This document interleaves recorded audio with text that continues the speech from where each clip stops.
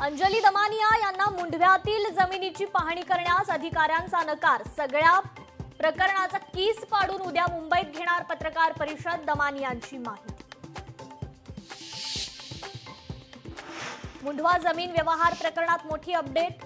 शीतल तेजवानीने 275 जणांकडून जमीन घेतल्याचं उघड। बारामतीत उपमुख्यमंत्री अजित पवारांच्या निवासस्थानासमोर अघोरी पूजा भानामतीचा प्रकार असल्याची माहिती।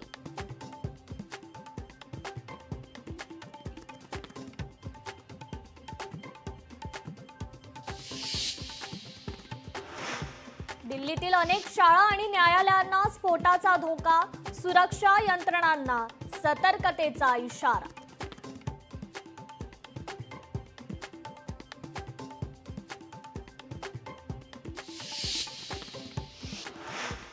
विक्रोळी पार्क साइट मध्ये मुंबई मनपाचा इमारतीच्या पुनर्विकासवरून वाद चिघळला। इमारती धोकादायक घोषित करून इथल्या रहिवाशांना स्थलांतरित करण्याचा प्रयत्न।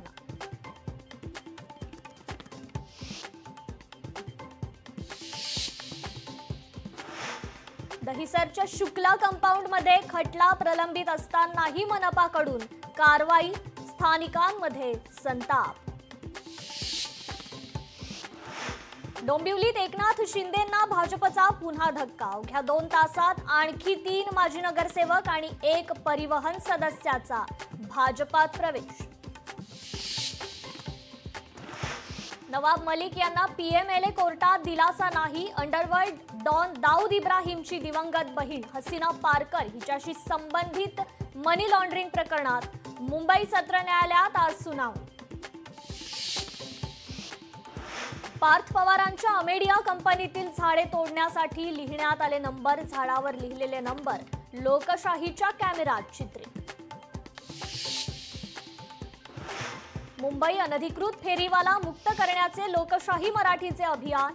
मुंबईसह सगळ्याच शहरांमध्ये फेरीवाल्यांचा प्रश्न बिकट।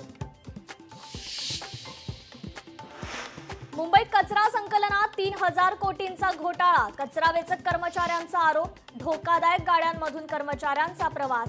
अधिकारी अद्याप गप्प का? लोकशाही मराठीचा सवाल।